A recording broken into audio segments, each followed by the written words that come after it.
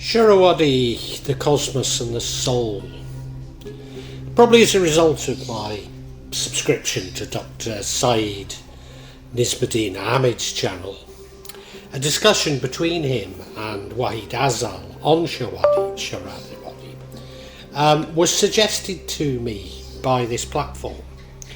Now, this very interesting discussion focuses on Suhrawardi's Neo-Platonism and the cosmos. I use the word Neo-Platonism throughout this, but of all of these sort of Islamic philosophers, he's one of the closest to true Platonism.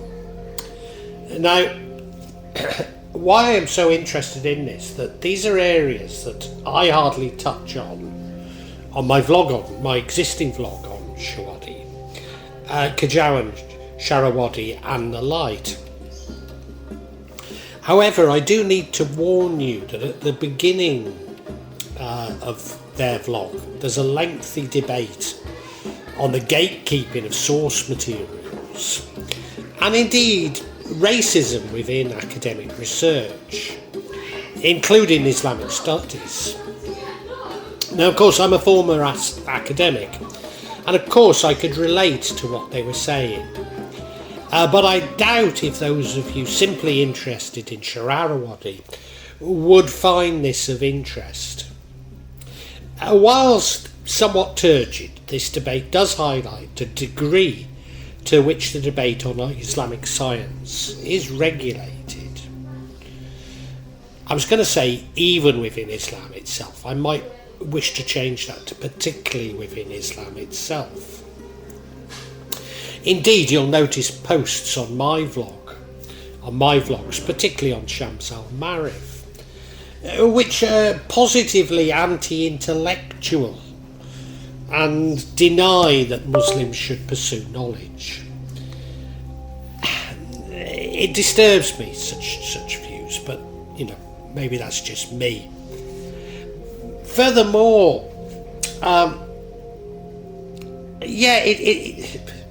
it resonates with what I've argued, that to use something like that. Furthermore, much of what they argue resonates with what I've argued about Shams al-Ma'arif being used for malevolence, and that is that it would take a considerable time for a non-Arab speaking, non-Muslim, possibly a lifetime, to be able to decipher it to use for malevolence. And even for an Arab speaking Muslim, it would take a degree of dedication and not an inconsiderable time, when you could get up to malevolence far easier ways. Now, quite apart from being very impressed by Suhrawardi, and it is one of my most popular vlogs, so I felt it worth making this additional vlog on Suhrawardi.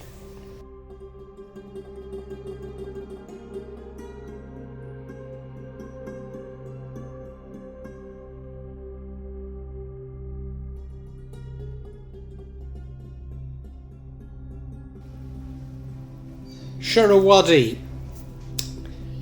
Briefly to recap on my original vlog, he was named as Shibab al-Din Yahya ibn Habash Suhrawardi, and he lived from 1154 to 1191.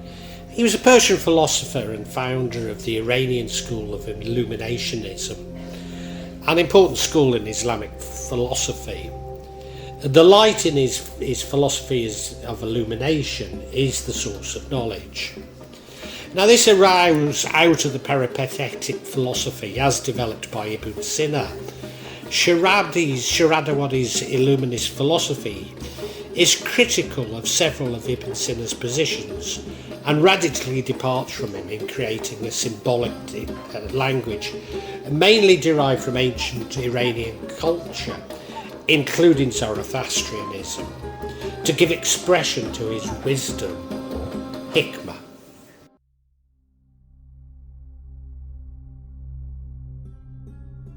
Cosmology.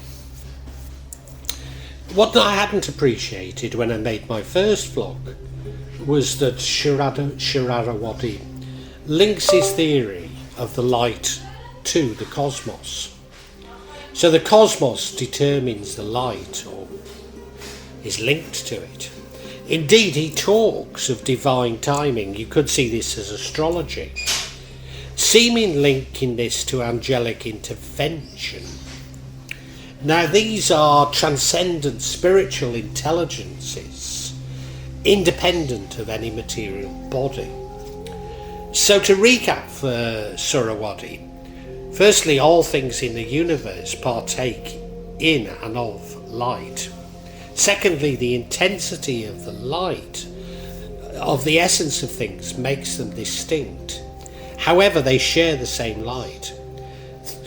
3, the origin and sustaining entity of all lights, and so all things, is the light of lights, which is God himself. In his visionary cosmology, old Hermetic Ptolemaic cosmos of 7 onion-like spheres is dissolved, and a vast spiritual universe is revealed to latter generations of Sufis. Abstract concepts of Lahut and Nasut, designating metaphors for divinity and humanity, develop into fully fledged worlds or dimensions of existence, quite similar to the quasi-emanationist worlds of Neo-Platonism and indeed the Kabbalah.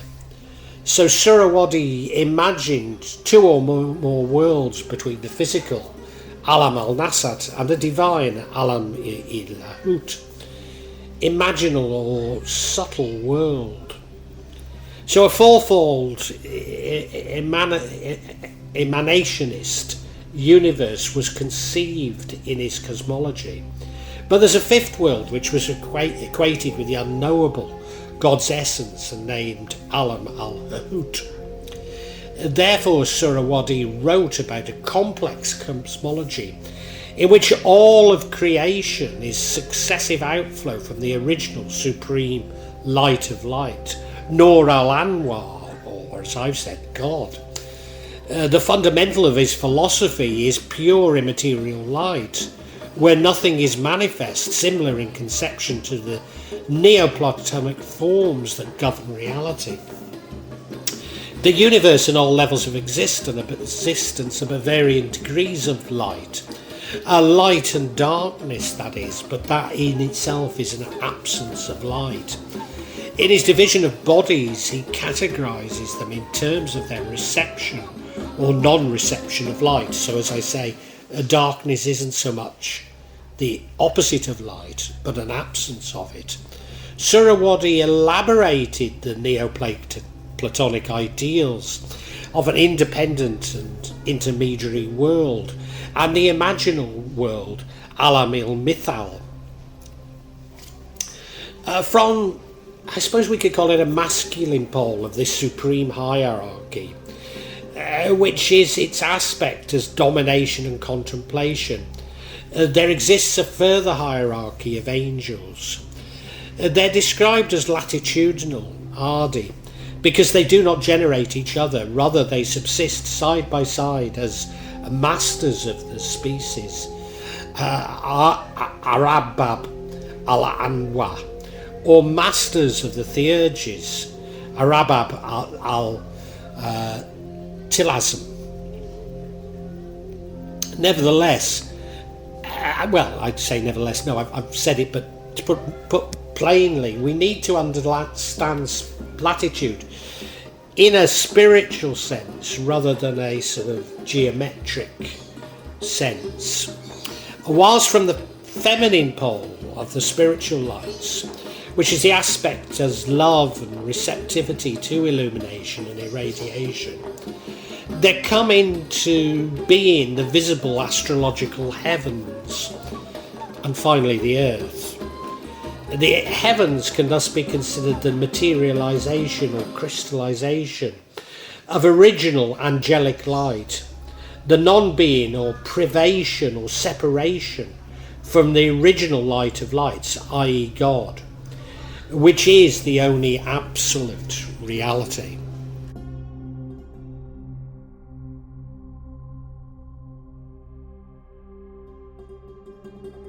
The soul and angels. Suhrawardi describes a previous existence for every soul in the angelic realm before its descent into the realm of the human body. So yeah, that's right. What I'm saying is he suggests that before coming to Earth and occupying this body that we were angels, or certainly in the angelic realm. For him, the soul is divided into two parts, one of which remains in heaven and the other descends into the human body. In fact, he describes it as the prison of the human body, and that the soul is always sad because it's divorced from its other half, the other part of the soul. So this is very similar to my view that we have become divorced from God, and this creates unhappiness, and that our mission on earth is to become united once more with God. Therefore, the soul aspires to be reunited with its other half. So the soul can only reach the contentment again when it's united with its celestial half or part, the part that's remained in heaven. He argues that the soul should seek contentment by detaching itself from its human body and worldly matters and access the world of immaterial lights. So again, this is very much what I argue about my quest to suppress the ego. Now I should add that you might see this as an argument for asceticism, and to a certain degree it is, because Suhrawardi did renounce materialism, but he also recognised that there was a danger in asceticism, that itself could bring back the ego, as it were, because we sort of love our own purgatory. Very similar to things that the Buddha has said as well, isn't it? That, yeah. So you know, he used to dress very poorly, but every so often he'd dress in fine clothes, just so that he'd break this habit of seeing asceticism as an end in itself. Interestingly, he believes that the souls of Gnostics and saints, after leaving the body, ascend even above the angelic world to enjoy proximity to the supreme light, i.e. God, which is the only absolute reality. So implied in Suhrawardi's work is that divine timing can be used with prayers to create this closeness to God. Something that I've kept saying, repeating, that is what I seek, and what I believe that we're sent on this earth to do.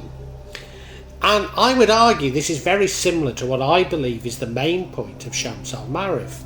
So despite all of the criticism of it and the horror stories, I believe its main point is to bring us much closer to God. And that clearly is in this sort of supreme realm, beyond the angelic realm, according to Suhrawardi. Indeed, he includes in some of his works planetary sigils, which link to their angelic correspondences, and indeed the Earth is included in these correspondences, very much within the Ptolemaic cosmology. Now, of course, the use of these sigils, I don't think those wishing to criticise Shams al-Ma'arif have picked up on it, but these very sigils themselves would be picked up on as being satanic or summoning jinn, and you know, they're linked to angelic correspondences. Now, of course, some angelic correspondences could have jinn correspondences, but there's no question that Suhrawardi is linking them to jinn at all. I'm just pointing out that this is exactly the sort of devious mechanism that people use to attack Shams al-Marif. Now, despite finding this conception of the cosmos and angels extremely useful, what I don't want to do is dilute from the paramount importance of light in Suhrawardi's work, and indeed in my own practice. Allah is the light of the heavens and earth. The example of his light is like a niche, which is a lamp. The lamp is within the glass as if it were a pearly white star, and from the oil of a blessed tree, neither of the east nor of the west, whose oil would almost glow, even if untouched by fire. Light upon light, Allah guides his light, whom he wills, and Allah presents examples for the people, and Allah is knowing of all things. Al-Quran, Surah 23, also known as An-Nur.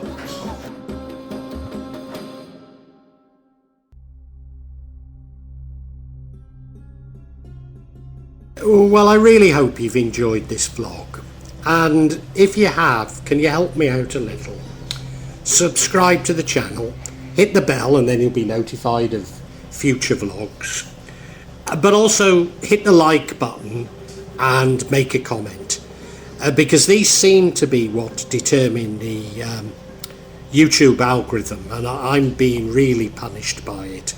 So whatever help I can get from you is so appreciated. It really is. When I started this, I was going to do it this section, the real magic of Java. I was going to issue maybe every 2-3 months.